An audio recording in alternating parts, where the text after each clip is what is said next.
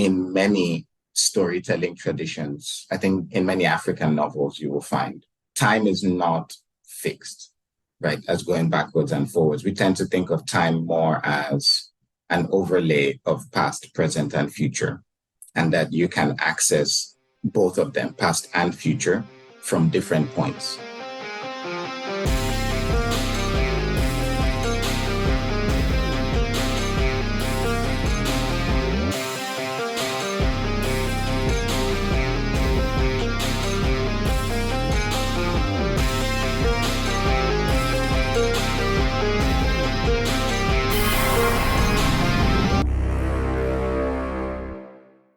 Welcome to the Skiffy and Fanny Show. I'm Sean. I'm Trish. And today we're joined by the marvelous Wole Talabi, author of the collection Incomplete Solutions, numerous short stories, and today's focus, Shigidi and the Brass Head of Obalufon. Welcome to the show. It is so lovely to have you here with us today. It's awesome to be here. I've been following the show off and on for several years, so great. It's nice to finally make an appearance. I'm excited. This book was awesome. It really was, yeah. I am very glad you think so. A friendly reminder before we get to our hopefully incisive and illuminating questions, we'll see. First, we want to hear from you, the listeners. Share your comments with us about this and past episodes at skiffyandfanny.com/listener-suggestions. We want to put together a listener mailback episode with your thoughts, questions, topic suggestions, and more, so get those thoughts in. Okay, so the first big question for folks who have not read this book, what is it about? Yes, the old give us the elevator pitch. What's the book about? So the book is mostly about, I'd say, three things. So it's primarily about a nightmare god, the eponymous character in the title, Shigidi, in the Yoruba Orisha pantheon, which is the mythology religion. There's a bit of overlap of the Yoruba people. And in the way I have reimagined this book, the world for this book, I've reimagined all the different mythologies and religions together as kind of corporate entities. They've reorganized themselves as corporate entities to essentially extract faith, the way you would try to extract economic wealth through some kind of economic system. And that's what they're doing because they need faith to survive. And Shigidi is a lowly worker in this system because, nobody likes a nightmare god. The lightning gods and the time gods and the ocean gods get all the love. Even death gods get more love than nightmare god, right? So Shigidi is basically a lowly worker. He does not like his existence because part of his job mandates that he has to be ugly because nobody likes a beautiful nightmare god. You need to be ugly and scary. And he basically hates his existence and he thinks it's a waste of everything. And then he meets Norma, who is an ancient succubus that basically manipulates lust in order to maintain her own existence. And she's done this for a long time. She's been around very, very long. I kind of imagine her as a character born of Jewish mysticism, right? There's some roots in there. If you're familiar with some of the arcana of the Christian and Jewish mythology about Adam and the wives of Satan, basically. She has her roots in there. And then they end up meeting because I've always been fascinated about the relationship between fear and lust. So I've always thought that, Nightmare God, Succubus is a good tag team to have. So they end up meeting, forming a partnership, and Shigidi decides to essentially quit his job. However, the people that run the spirit company are not happy about this, right? And they're not all uniformly happy. They have different agendas. Some want revenge. Some don't like the disobedience. Some of the elder gods have alternate plans for Shigidi and they don't just want to see him go. And so they get thrown into this weird, mildly complicated web of politics and corporate shenanigans that has them globetrotting a little bit, trying to do favors for these little gods, pay off debts in order to earn their freedom. And everything kind of culminates with a heist at the British Museum. So that's basically what the book is about. So I have a big question right off the front, because right at the beginning of your description, you gave this very interesting treatment of essentially a pantheon, which is the company element, and faith becoming a commodity that is basically being controlled and as a resource, and not necessarily distributed evenly, and all of these things.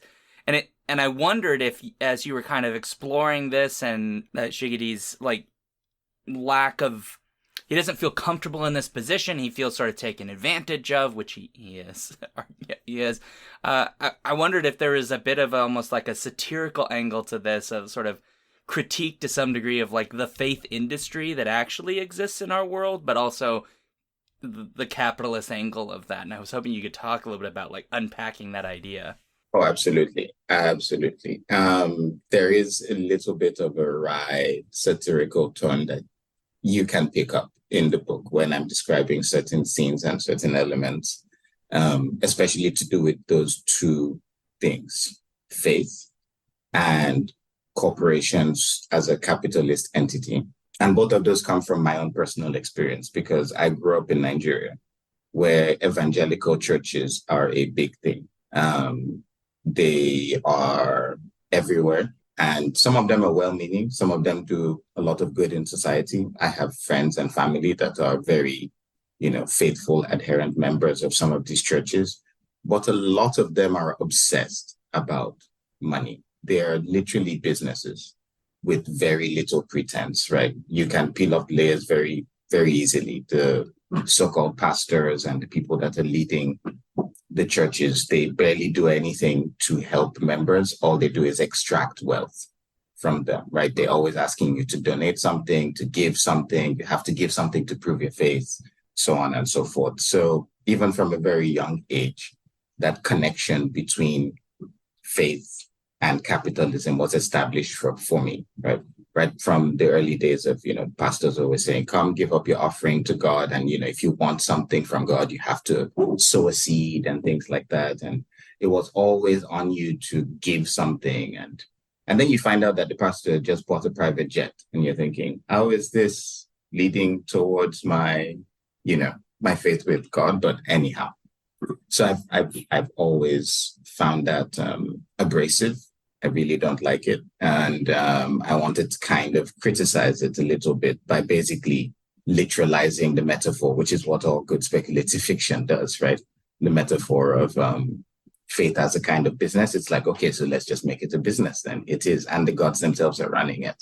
And they're trying to extract faith using all the terminology and structure of corporate entities and capitalism. And it kind of, I hope at least, it kind of undercuts some of that. As people are reading it, I hope they can see how some of it is a bit ridiculous, the way we sometimes treat faith as a capitalist endeavor, and how someone in that system that's just trying to literally exist would find it uncomfortable and would maybe want to leave. And then, of course, capitalism itself is a separate kettle of fish, as my mother would say. We all exist in it, right? I work for a large multinational corporation.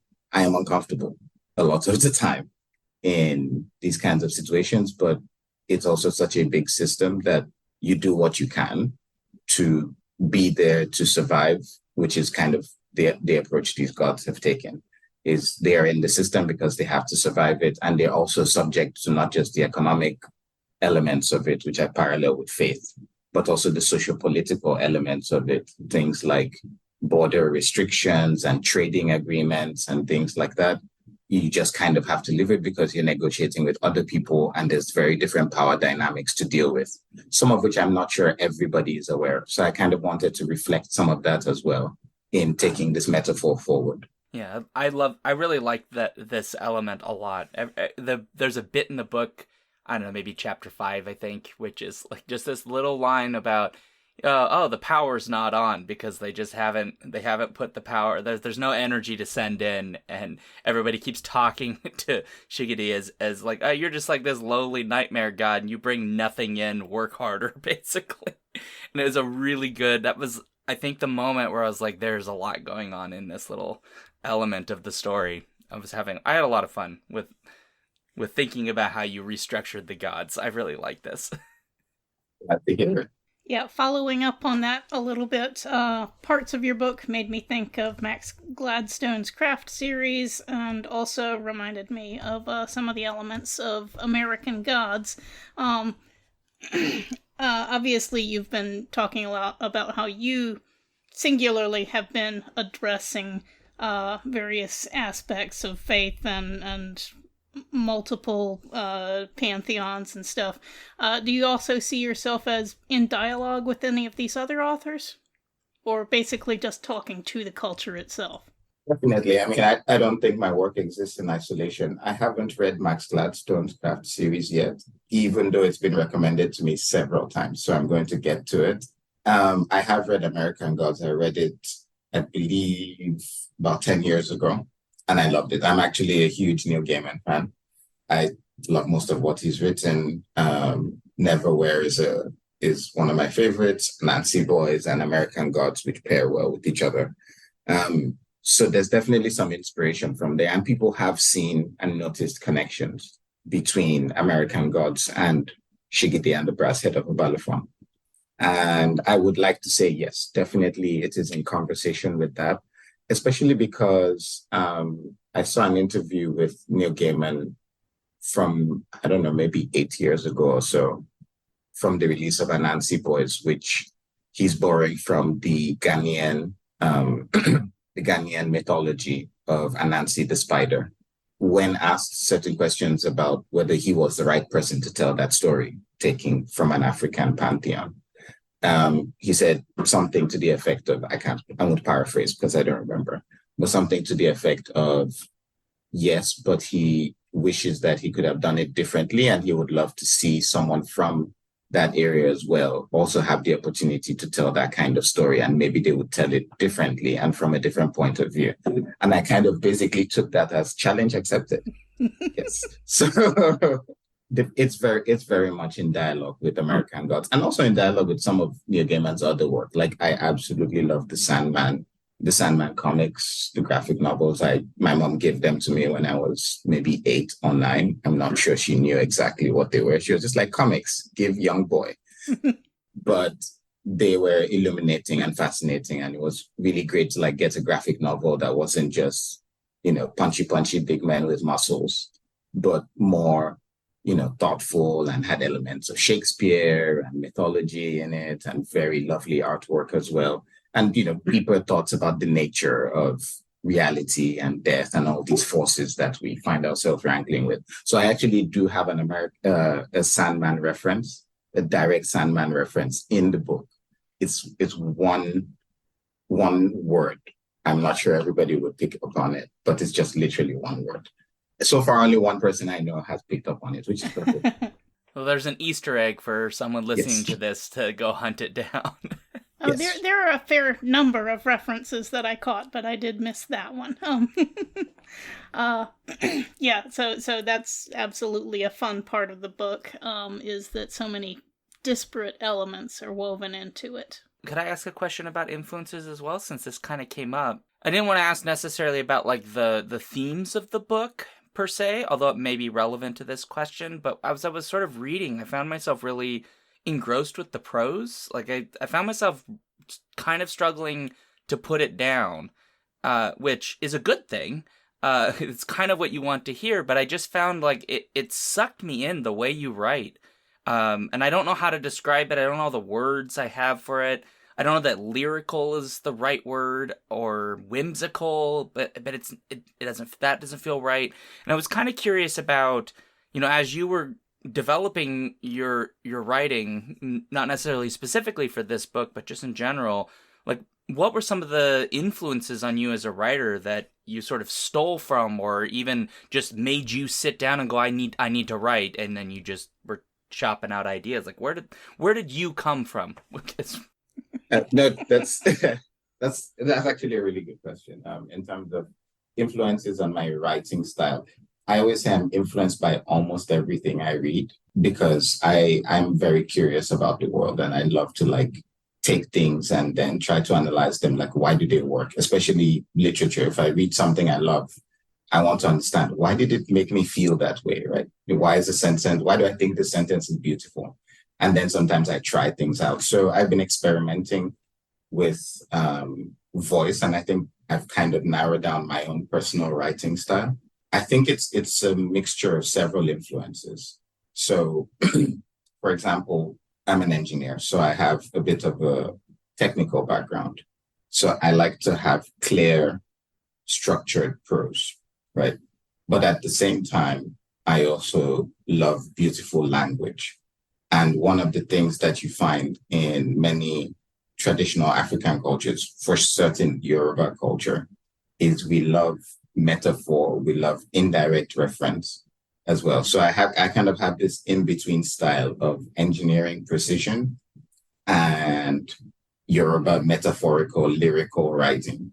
So I tend to use it, sometimes I use like double negatives or alliteration or just anything to make the language a bit more beautiful and unexpected while still trying to keep it clear what is happening, right? Because it's very easy to sometimes overdo it when you're trying to construct beautiful language and you just completely obscure the meaning of what you're trying to write. So I've tried to build that balance by experimentation in different stories. And sometimes I lean a bit more too clear and less, beautiful. And sometimes I lean a bit too beautiful and less clear, but I try to stay within a nice narrow band. And in terms of what has led me to that, for sure, Neil Gaiman has been a huge influence. I think he nails that style almost perfectly in most of his writing.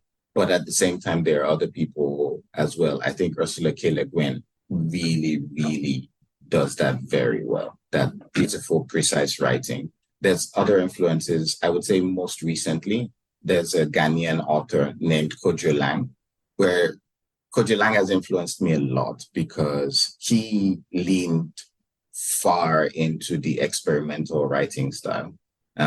Some of his speculative fiction books, like Woman of the Aeroplanes and Major Gentle and the Achimota Wars, reading them is a bit like, I would say, it's like having a spiritual experience or like getting high, where the words are literally intoxicating, the way it's constructing structure, and you don't always find meaning in there, or you can, but it's really difficult. So it leans far into that spectrum. But the thing I take away from that is the freedom to play around with language. I think playing with language is really important when writing a story because that's where the fun is, right? It's one thing to tell a story. It's a separate thing to tell it well. And I think anybody 10, 15 people can tell the same story. But depending on how people choose to tell you the story, you can get many different things out of it. You could be excited, but you could also be excited and enthralled by the way they're telling it. So Kojo Lang has been a big influence in kind of freeing me to experiment with the way I try to introduce beauty and something a bit playful with language. Yeah, I'd like to note for listeners that although there are many places in the book with beautiful prose, your precision with language allows you to craft really tight, energetic, intense action sequences too. And so it's not just a pretty book, it's also an exciting book to read. And I really enjoyed how the pacing and how you wove those together. Thank you.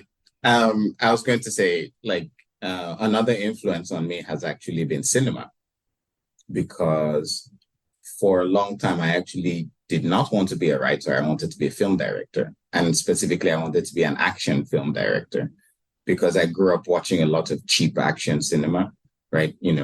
Young Nigerian kid growing up in a small, very, very small steel town. Every weekend I would go with my mom to the video store and we would pick out tapes. And what was available was mostly, stuff from the US, of course, but the stuff I always went straight towards and I enjoyed the most was the cheap Hong Kong action cinema, which, Jackie Chan, Sammo Hung from that era, but even before that, the Shaw Brothers classics from the 70s. And I would watch so much of that stuff. And I just kind of also enjoyed there's a rhythm, actually, that you introduced in that they were experts at introducing into action scenes. and also trying to structure action scenes in such a way that they were an integral part of the story, right? The plot. People are fighting not just because it's cool to fight, but because there's something important happening. And usually something is resolved or something comes to the fore in the middle of the fight. But it's also done, the story beat matches the fight beat, right? Somebody is taking the lead here, and then someone else taking the lead, and then it's going, tap, tap, tap, tap, tap, tap, tap, tap, tap. So I try to mirror that as well in my writing. Whenever I write, not just action scenes, but even dialogue, I kind of visualize dialogue as almost action scenes as well. So hopefully that works and keeps things exciting. I know it's a heist story, and I don't follow a straightforward heist plot. Even though I love heist movies and I watched almost, all the classic heist movies as research for this. But then I took from all that and I said, I'm not going to do exactly your standard heist story, which has a very fixed beat. I wanted to also have it be more character oriented. So it is this blend of focus on character, but with enough action that helps to overlay the character elements, and hopefully makes up something unique and interesting. I'm so glad you did that, because you just said all that, because the second you started talking like Jackie Chan, Hong Kong action, and you were talking about the action as story, where it could tell a story, my brain started having flashbacks of Drunken Master. Oh, and the fight scenes in that. Oh, and they're just... and I want to watch it again after this. I don't think I have it on Blu-ray, but I might need it, because I love that movie so much. Which one though? The original Drunken Master or the Legend of Drunken Master? The Legend's the one where he drinks all the stuff in the like steel factory, right? Yeah. That's Legend of Drunken Master. Yeah, that's the better one. I love both of them, but yeah, that's the one with the better action scenes. Yeah. Oh, it's so good. You should watch it, Trish. It's a really good movie. Oh. What this brought up for me was the time jumping in your plotting. Since we were talking about plotting, this book goes back and forth a lot, and that's a lot of character development too. But thank you for clearly labeling your time jumps. A lot of books these days leave me frankly confused when they jump around and don't tell you what's happening, and you're like 5 paragraphs in and, oh, this is different. So right, I would say maybe half of the book is flashbacks. So can you just talk about your process for how you decided to tell it that way rather than doing a linear story? And do you have any idea why there seems to be such a trend for time jumping in books these days? Oh, okay. Well, yes, I have. There's a few things I'll say about the time jumping. I hadn't noticed it had become a trend. A lot of books I've read have not had time jumps, but basically that is the way the story came naturally to me. I wrote the very first line of the very first chapter sometime in, I think, 2019, when I had decided I was going to make this like a project. At that point, I wasn't sure if it was going to be just a novella or a full novel, but I wrote it very clearly. And I knew immediately what came after that next would be a flashback. And we're going to have to go forward and backwards in time. The reason for that is kind of 2 things. First, in many storytelling traditions, I think in many African novels, you will find time is not fixed, right? As going backwards and forwards. We tend to think of time more as an overlay of past, present, and future, and that you can access both of them, past and future, from different points, right? That what matters more is meaning. So what I've tried to do is structure the novel in such a way that the reader gets the right meaning and the right elements to help make part of the story work. For example, the relationship between 2 characters, or why the motivation for why someone's about to do something. And I've kind of structured it that way to give, I think, the most meaning. During the editorial process, I did have people brought this up, right? Like it might be confusing and so on. So I did try different variants of it. There is a version of the novel that is perfectly linear and I think perfectly boring. So I would absolutely not recommend that to anyone. This is for sure the way I think it has to be read, for the relationship between Shigidi and Noma to work best, for some of the pacing to have a bit of allure about the heist coming, but also build up to it so that you care about what's going on, as opposed to just, a bunch of action happening. And then you get some bits and pieces during the action just to let you care a little bit. I like to spend more time with characters. And I think the more time you spend with them, the more meaning you can get out of that. So that's one of the reasons I did it. I think it's just kind of something I've always picked up in many African books as well.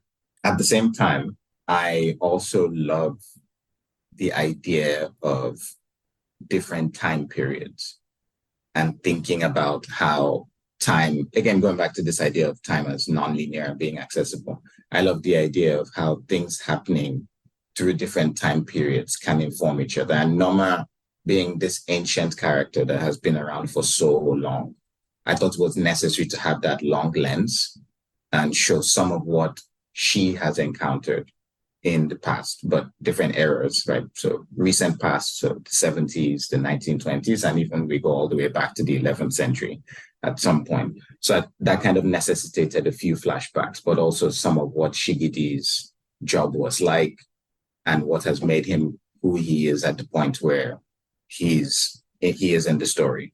So I think it was just necessary for meaning. Let's put it that way.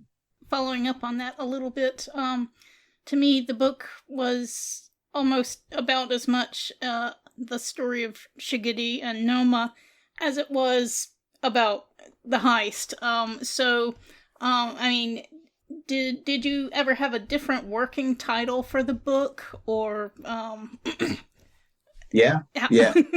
Actually, we went back and forth a few times on potential titles. The final two, which we alternated between, were this one, Shigidi and the Brass Head of Obalufon, and just Shigidi. There were a few other working titles, but none of them were really, I think, none of them really captured the essence of the story. And I mean, there was Shigidi, which is kind of the same title of a short story that I kind of expanded into this novel. But I think Shigidi and the Brass Head of Obalufon, in the end, is the one that worked best. I would have actually liked to include Noma's name in the title, because I think she's as much co-protagonist as Shigidi is in the novel. She kind of took over during the process of the writing, because she's a very fascinating character to me. But yeah, there were a few other working titles, mostly just that Shigidi, or just Shigidi, or Shigidi and the Brass Head of Obalufon. And I think in the end, we settled on this because I do plan to have the further adventures of Shigidi and Noma. Not 100% decided yet if they're going to be in novella form or in follow-up novels, or who knows, maybe even just a few short stories here and there. But I think having the structure kind of says it's about Shigidi and Noma in this one specific adventure. And once that heist plot is wrapped up, probably we will encounter them in some form again, doing something else. But I won't say anything because there are plans. I do like how grabby the title is. It has almost a pulp fiction sort of feel. And of course, this book is a lot more complicated than that might make it seem. But it is, it really grabs you and lets you know there's going to be some exciting things happening in the book. Someone said it has like a reverse Indiana Jones title, which I'm like, yes, actually. Yeah. Because it also has elements of a reverse Indiana Jones plot. Oh, we definitely wanted to talk with you about that. Oh, 100%. Yeah. Obviously, the heist is meant to take place at the British Museum. And the British Museum has a checkered history. To be kind about it, and to not be kind, a massively ethically violating history. And it is obviously been part of the center of a lot of conversation about the issue of taking of relics and other kinds of culturally significant items from a variety of cultures. And you set the heist to take place at this particular institution. And as you raised just a second ago, this is in a sense kind of a reverse Indiana Jones. It's almost like repatriating. Instead of stealing from Nazis, you're stealing from a very different culture that has stolen from other cultures. And so I was really curious what kind of inspired that, like, to set the heist in such a politically charged, like right now it is, I would argue it's a pretty politically charged subject, to sort of like set it there. What kind of was the impetus for that? Was it just that Indiana Jones idea, or were you just like really wanting to like have a punch there? Yeah, so it actually came from a very specific experience, which is me visiting the British Museum because I used to live in London. I don't know if that came across in the novel. There's a lot of scenes set there, some of the clubs and things, and they're kind of based on experience. But anyway, I used to live in London between 2011 and 2013. I had been to the British Museum, but I didn't think about it too much back then. And then I had a chance to go again in 2018 when I was nominated for the Kane Prize for African Writing. So as part of that, there's lots of events that are done at the British Library and different universities and schools. And one day we went to the British Museum.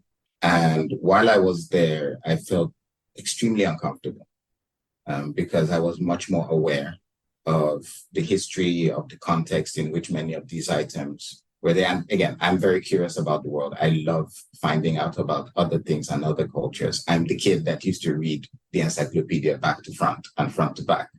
So to me, it's like being in a museum is like being inside the encyclopedia. So I was looking forward to enjoying the process, and I did not at all, because in the back of my mind was just this niggling feeling that I would love to see this, but not here and not like this. In fact, there's a very specific scene in the book when Shigidi enters the British Museum for the first time, and he's kind of overwhelmed with certain feelings. And a lot of those are the same feelings I had that day when I was kind of walking through with friends. It felt a lot like basically like walking through a prison and looking at prisoners. And you just feel like, I just want to take all of them and set them free. Or at least give them a certain freedom to choose, right? The cultures that these things are taken from, they should have a say in whether they are on display for other people to look at, right?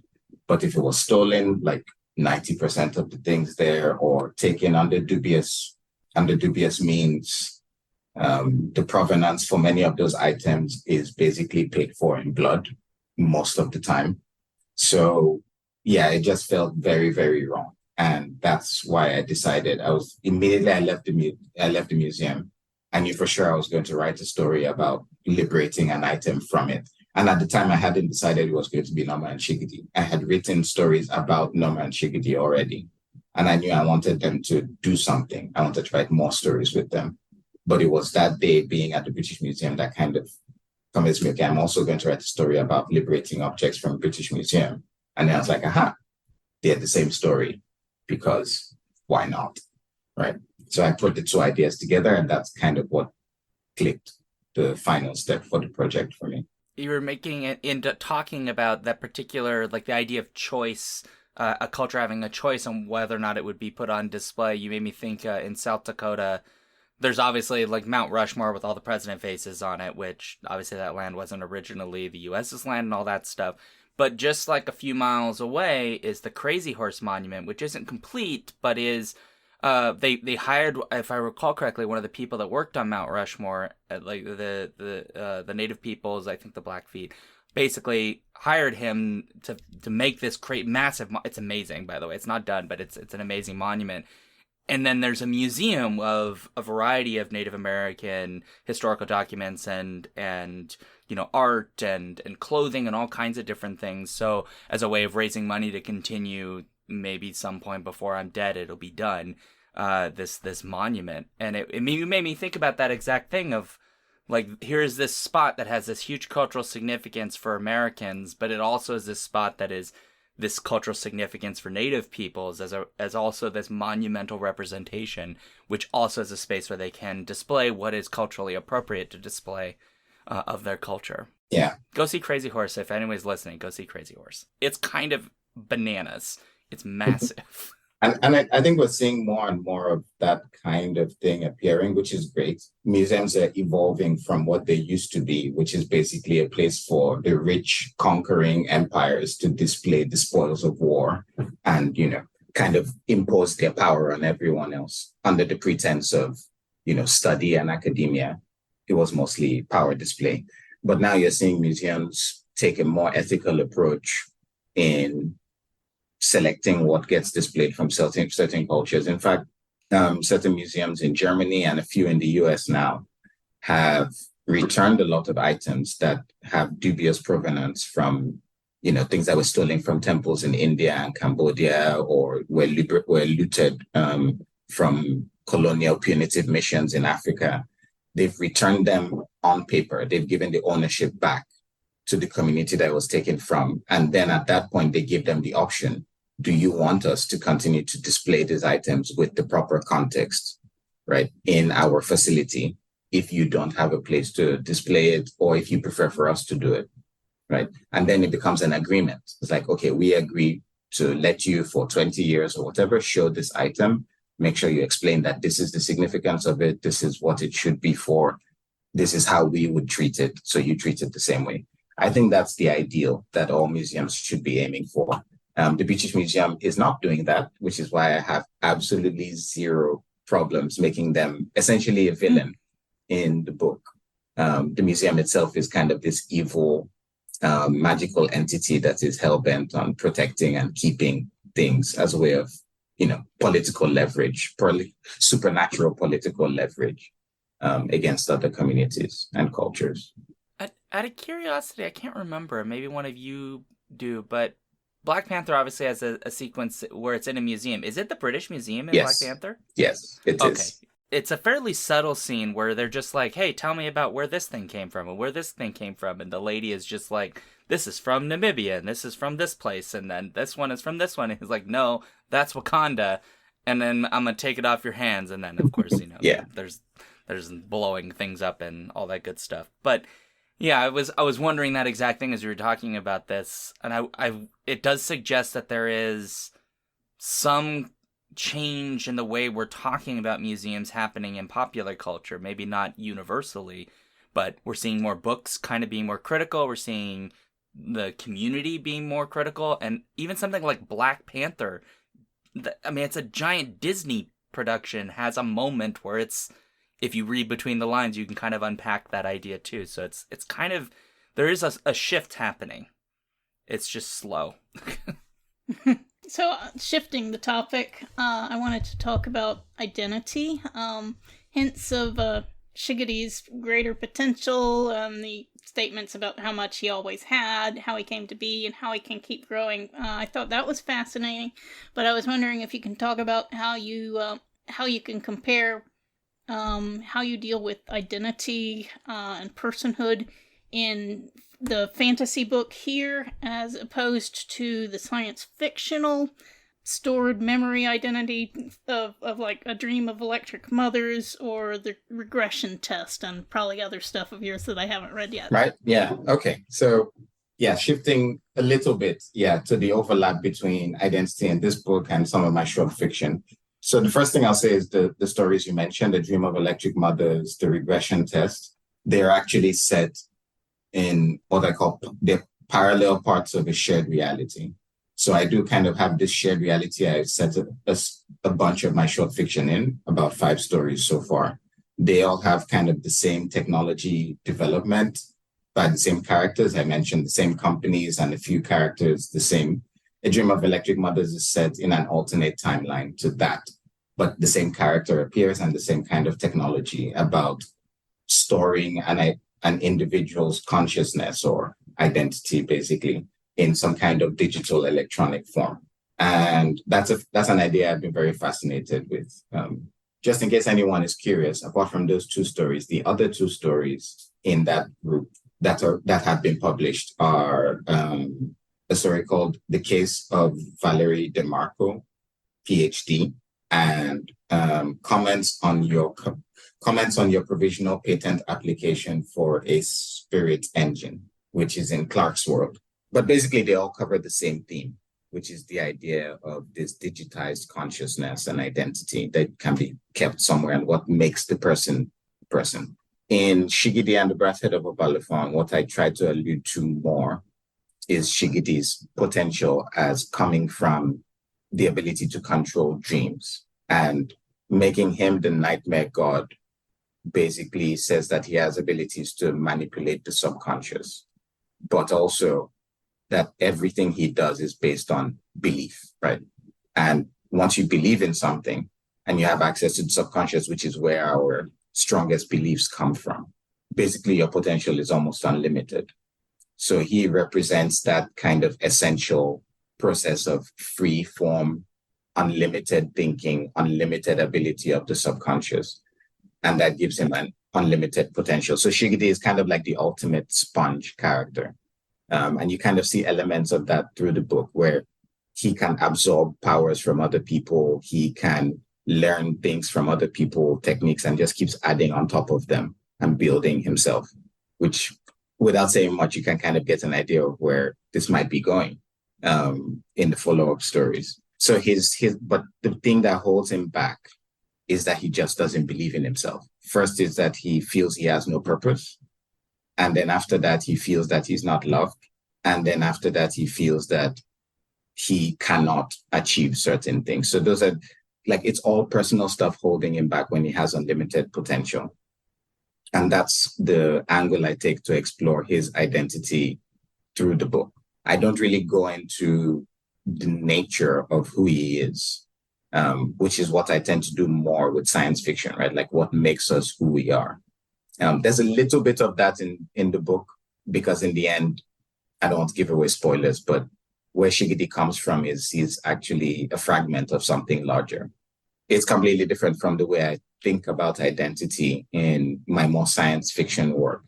And I think that's because when I think about identity from a science fictional point of view, I'm not thinking of it as this kind of primordial force that has unlimited potential, which we could literally do anything with. I'm thinking more about if we figure out what actually makes our minds work, because right now we don't. The brains are extremely complicated. If you ask people to tell you how our brains work, what consciousness is, how do you measure it, we have no clue. However, if we did, what would we do with that? And that's kind of the other approach that I take with a lot of my short fiction, is exploring different ideas of what we would do, right? Being able to digitally recreate a kind of consciousness, a person's identity somewhere else. Does that make them a duplicate? Does that make them something else entirely? And that's what I love to explore. So I love asking questions with short fiction more than I do. I think that's kind of the classic science fiction short story style, right? It's the big what if. What if we could figure out consciousness? What would we do with it? How would we play around with it? So it's two different angles of thinking about it. Shigidi's is more, where does identity and power and perception and belief, how does that affect who we are? Versus my more short fiction is more, what would we do with it if we could figure out how to control it from some more technological point of view? I just got a story idea, so. I love it. It's interesting the differences between the approaches, because the what if, you're right, like it's a kind of classic science fiction thing. But it seems to me that to some degree, the science fiction is, I don't want to say limited, but more bound to a sort of material culture interpretation of mind. Whereas in the fantasy, or anything in that sort of more fantastical realm, things can be much more fluid and less rigidly defined. And I'm curious, is that just how is that just how you see the genres, like how they necessarily would approach them, or is that just maybe just you, or do you think there's the potential to sort of cross that more materialist side or even that more fluid side into the other genres? I mean, I'm basically asking a weird what if question. No, I think I get what you mean. And I think to me, it's more about the genre conventions, but also the lens with which you take, right? So it's a combination of character and timing. So, for example, Shigidi is essentially takes place in present day. It's mostly 2017 with some flashbacks. So in terms of time, it's proximal to present time. But the characters are essentially, they're these supernatural beings that are created, or they're elements of human belief. So they represent primordial forces that are bigger than us. So conceptually, we can play around a lot with them, right? Because they represent much more than human. On the other hand, I think in science fiction, you could do the same thing, but then you would need to now introduce characters of a similar scale, right? Which usually the answer is aliens. So there's science fiction that deals with those kinds of concepts that can expand beyond and look at things differently and less rigidly, but they necessitate having characters that are far removed from our known limitations of being human, right? So this is where people would introduce alien characters that are operating on a different plane, or have much more complex brains, or access to much more complex technology, or they move the time scale far beyond present. Because I feel with science fiction, the closer you are to present human characterization and present human time, the closer you are to basically just writing naturalist or realist fiction. So you can only move so much. The character and the time scale you choose dictates the size of the step that you can take. And generally, most of the stories I've written exploring this topic are near future. Nothing takes place more than, 50-ish, maybe 100 years from now. So yeah, I do have a story forthcoming. I can't actually say where because nothing's been announced yet, but I do have a story that takes place 3 million years in the future, exploring identity and consciousness. And with that one, I go big because you can. Yeah, non-human, long time scale. So yes, I go much more wild with concepts. Oh, fantastic. Cool. I'm excited to hear when that comes out. That sounds bananas. I'll let you know. I wanted to ask, we hadn't really talked about Noma, and yet she's a very interesting, difficult, complicated character because she's a succubus, and naturally the more risque components of human bodies are I suppose you could say the thing she is very good at manipulating, which leads in some very interesting ways, interesting places, because, at various points throughout the book, we're talking about basically stealing people's human spirits away and essentially consuming them as similar to what we've seen in the corporate side of things. And I was curious about, as you were approaching this character, it seems like this is a difficult character to kind of get into her head and also keep her sympathetic, and a character that we can at least to some degree connect with, even if we don't necessarily agree with, I suppose, how do you agree with a succubus? Because I've not had a lot of conversations with one. So I was kind of curious about teasing out the threads of her story and her relationship with Shigidi, and navigating that kind of complexity of what her character ultimately does. The sex stuff and all of these kinds of things that are woven in, as she talking about that process. Yeah, so I think Norma's character, to me, it comes from an interesting place. Like when I first wrote a story about Norma, it was back in 2016. No, actually December 2015, I remember. And I had no idea where the character came from originally. She just popped into my head. I had this idea in my head of a story of a man that goes to a bar. He meets a woman there. She seduces him. They have sex, and then she steals his soul, but she feels remorseful about it. So there was that kind of character complexity came in originally. And then as I started to explore the character more and think more about her and where she came from and all of that, I started to realize some of it. And one of the core things about the character that I hope people can pick up on is she's meant to be a critique of a lot of human fear of feminine sexuality, that fear and discomfort about feminine sexuality and the power that can come from it. Because as I mentioned, in Nigeria, there's a lot of evangelical Christian churches that I grew up with, and the messaging about, sex being of the devil was very strong. In fact, there's lots of movies made, these cheap Nollywood movies that we make in Nigeria that have a very strong religious bent. And when I was growing up in the 90s, it was very common for the same storyline, right?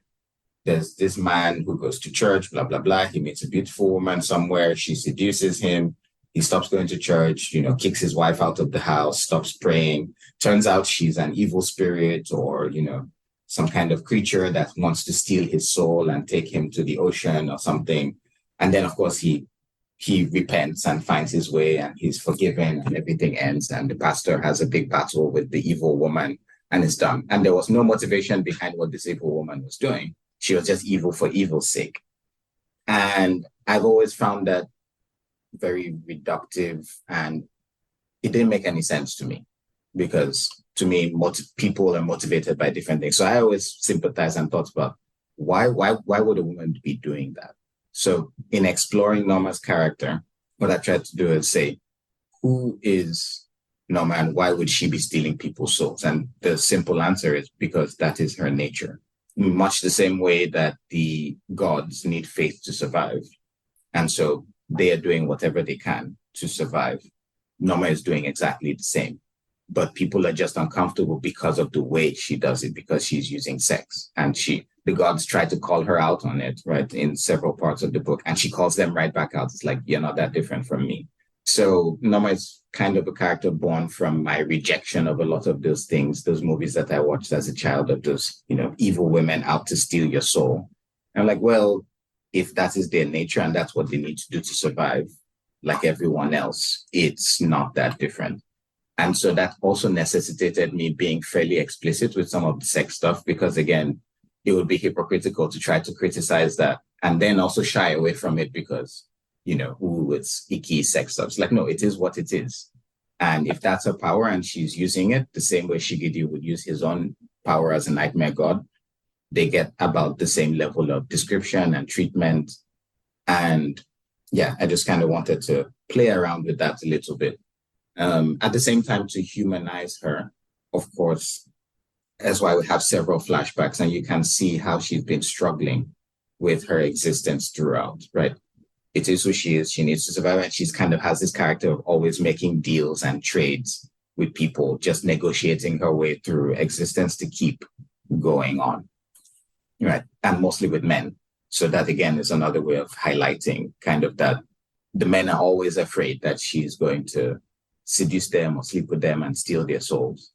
And again, that's that critique that I was trying to weave in of the fear of feminine sexuality, because even one of the elder gods in the Yoruba pantheon in the book says, like, I don't really like the way you operate. And she's like, well, it is who I am. So you just deal with it.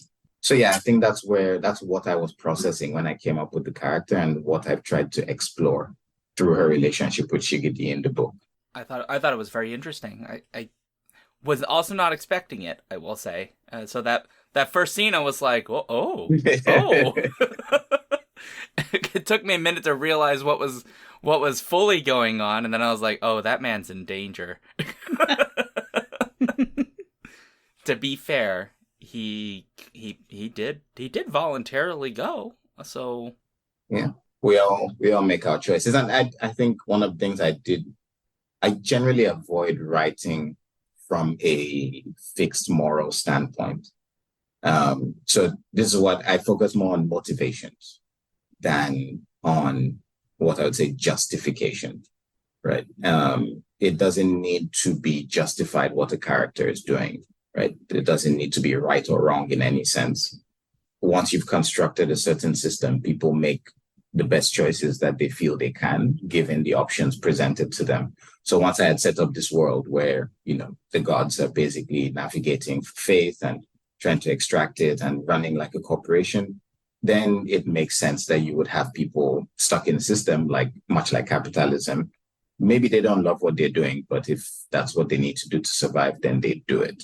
And as long as you understand why and where the choices come from, I think it's fine.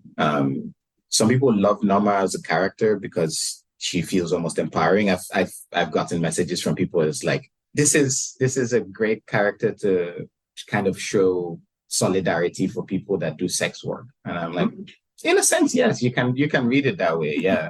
I didn't intend for it to be that, but you can definitely read it that way. And I've also gotten, notes from people that, oh, this is a horrible character and we hate her and all she does is evil stuff. And I'm like, well, evil is mostly a matter of perspective, but sure. At least at an individual level. Yeah, I think you're right there that like there maybe is a tendency some people have to try to moralize. I mean, to some degree, not realizing like they're not real. They're in a book, but there's also the fact that like if you think about the real world, like not everybody, I mean, basically nobody behaves perfectly moral all of the time. We do things that other people would consider to be immoral occasionally, and we have our, as you say, motivations. So to me, it seems like, I mean, if all we're doing is, if our options are just black and white, where only bad guys get to be immoral and the good guys must be pure, that really severely limits the kind of stories we can even tell at all. If anything, it's more important for us to explore the twisted parts of being human, even if we're perhaps reading it through the lens of effectively gods. But we're still trying to place ourselves in those motivations, understand who they are and why they behave the way that they behave, in the same way we should be doing with others. Yeah. Yeah. And just to harp on that, the gods are us. I mean, I allude to that. That is my framework for a lot of the book, right? Our conception of gods and mythological characters, they came from us. They are us. They are aspects of our psyche and our personality that we are processing through story. So, nightmare gods represent the certain fears that we have. Like I'm 100% certain the Yoruba conception of Shigidi as a nightmare god and the way he works, sitting on people's chests to press their breath out until they die. That's literally fear of sleep apnea, or, people that pass through sleep paralysis probably is one of the early origins of that. Or characters like Noma, or even if you take other myths like Pandora, or even the biblical story of Eve, they all link back to this fear of feminine sexuality, which is, why is it that in so many patriarchal cultures, it's always the women that bring evil into the world and the men have to be careful? And it's always some allusion to temptation or, resisting the lure of something sexual or whatever. There's a lot of that there. So these emotions and feelings that we ascribe to gods and mythical creatures, they are us. And I think we are complex beings with good and bad and all sorts of in between. And I love exploring the in between. Well, this is fantastic. I could have 1,000 more questions, but then nobody would have any reason to read the book, and that would not be a acceptable activity. They need to buy the book. So we will stop there. So I will ask one of these closing questions, and Trish will ask the other one. And so I'll ask the first one, which is, you kind of mentioned at least one possibility, but can you tell us, you have anything you got coming out next or that you're working on that you can tell us about briefly? Yes, I do. So right now I have my next project. I'm just going to list them in order, in chronological order, which is easier. So my next project is I'm editing an anthology of speculative fiction stories, science fantasy set in this secondary world. It's a shared world I co-created with 10 other African authors. It's called the Southieverse. And we have an anthology of stories set in that world, kind of describing the creation myths of the world, as well as individual stories of characters in that world and just the different planets and things like that. Basically, to give you a short pitch, the Southieverse is this 5-planet system with everything kind of operates based on sound. So both technology and magic exist, and they operate based on sound. So if you think sound magic's cool, you might like the Southieverse. Check it out. We are currently crowdfunding the project. Feel free to just search for Southie, that's Sauti. The Southie anthology, it's called Mother Sound, the Southieverse anthology. And that should be out in November. Once we get funded, I think we're just past halfway funded. So we should definitely be going ahead with that. After that, I have my next collection of short stories, the follow-up to Incomplete Solutions, which is called Convergence Problems, which features some of my recent short fiction as well as some novelettes that have not been published before, and a brand new novella, which is kind of a cyberpunk novella set in our world. It kind of deals with elements of climate change, with artificial intelligence, with bodily autonomy and perceptions of identity and purpose. So that will be in Convergence Problems. It's the only place the novella will appear. So check that out. It's available for pre-orders right now, I believe. So that will be my next project. And then after that, I will be working on 2 novels. I'm not sure when they'll be out yet. One of them is a science fiction novel set in Nigeria. I can't really say too much about it, but it's a first contact story, unlike any that I have seen before, because it's also not. I don't like to keep things simple and straightforward. So it is a first contact story that's also not really about the first contact, but it features a technologically enhanced assassin who gets drawn into a bit of a complicated political web. And there's also a little bit of magic as well. And then I also have another project I'm working on, which might be a novella or a novel, completely undecided, which will be the sequel to Shigidi and the Brass Head of Obalufon. So once things are announced, I will let you know. But yeah, those are the things I'm working on right now. And then I have a few small short stories coming out. I mentioned one of them, the story set 3 million years in the future, which should be in an anthology next year, and a few other small things forthcoming. That sounds really intriguing. I look forward to checking more stuff of yours out when it comes. But also, if people have feedback about your stories, or if they just want to tell you how great you are, or whatever, or if they want to keep track of you and see when things actually are coming out, when you talk about release dates, where can folks find you and follow you? I am online at most places, which is Twitter, Instagram, and Blue Sky. I am on as W Talabi. That's WTALABI. So just search at W Talabi. You'll find me on there. I'm also on Facebook, just as Wole Talabi. There's another Wole Talabi, so be careful. Look for the one that looks like me. The poor guy probably gets a bunch of random messages and it's like, what are you people talking about? But yeah, on Facebook, I'm there as Wole Talabi. Feel free to jump in and tell me how much you liked something or how much you hated something or whatever it is. It's fine. It's the internet. I will listen to everything. I may not respond to all. Well, thank you very much, Wole, for coming on. This was fantastic, and I loved the book. And I'm going to be talking about it for a while. So. Thank you. I'm glad. So for folks at home, if you'd like to find the Skiffy and Fanty Show and where we're all at, really the easiest place to go to is our Linktree, linktr.ee/SkiffyandFanty. We're on Blue Sky, Facebook, Instagram, bunch of places. You can find links to our newsletter there and our Patreon and the listener suggestion form if you'd like to do that. The other thing, if you like the show, please leave 5-star reviews, iTunes, Podchaser, Good Pods, or just go on socials and tell people about the show because it helps. Like, Twitter imploding has not been terribly great for advertising anything, really. So, as we're learning. I also have a Linktree. It's easy enough. It's just Linktree/Sean Duke, and you can find all my things. I'm on Twitch at Alphabet Streams, Tuesdays and Thursdays at 7 p.m. Central if folks would like to come see games. Sometimes Trish is there in chat. I guess being adorable. All right. Well, you can find me on Blue Sky at P. Matson, on Mastodon at, newsy.social at TrishEM, and on my blog at whatsthewordnow.blogspot.com. I also write occasional reviews for Skiffy and Fanty's blog. Excellent.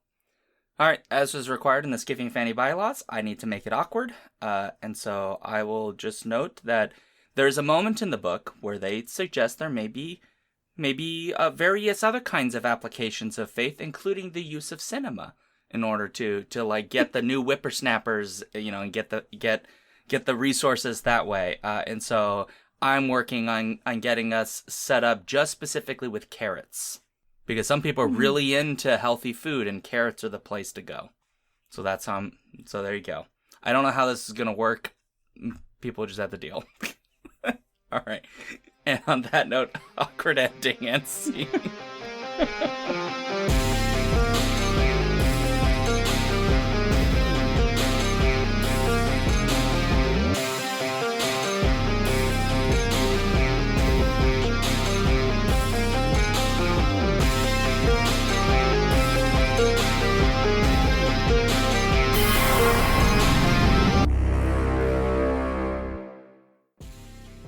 If you want to support this show, you can go to patreon.com/skiffyandfanty or skiffyandfanty.com, our website, where you can get access to all of our fancy things.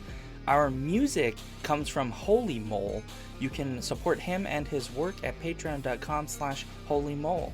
Thank you for listening.